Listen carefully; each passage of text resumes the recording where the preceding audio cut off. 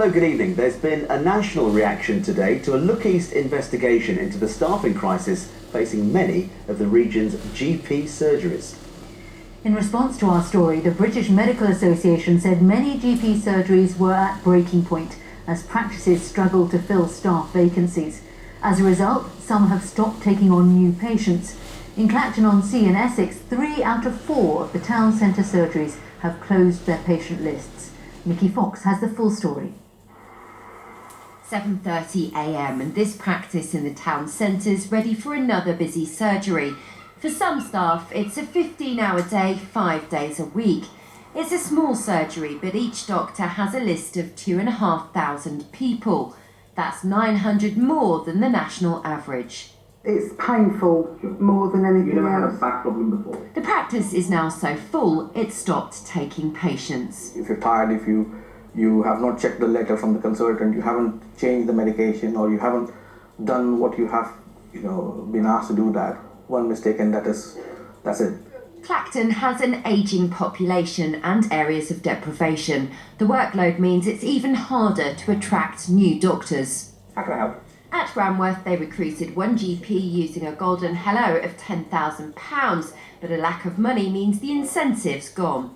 Areas like this, it gets difficult. We're lucky to have a couple of very dedicated doctors who really do put the patients first.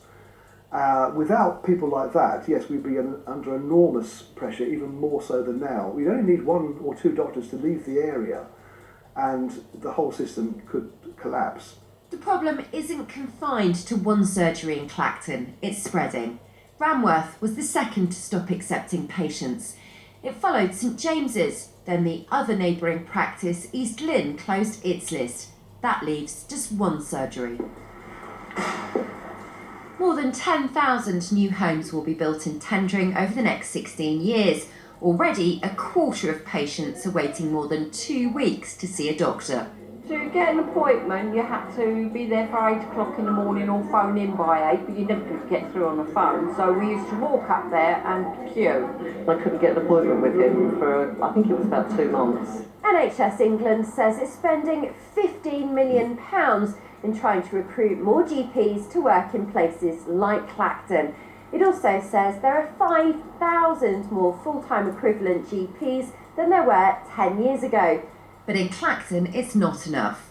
At Ranworth, they do hold an open surgery for an hour a day so people who struggle can get an appointment.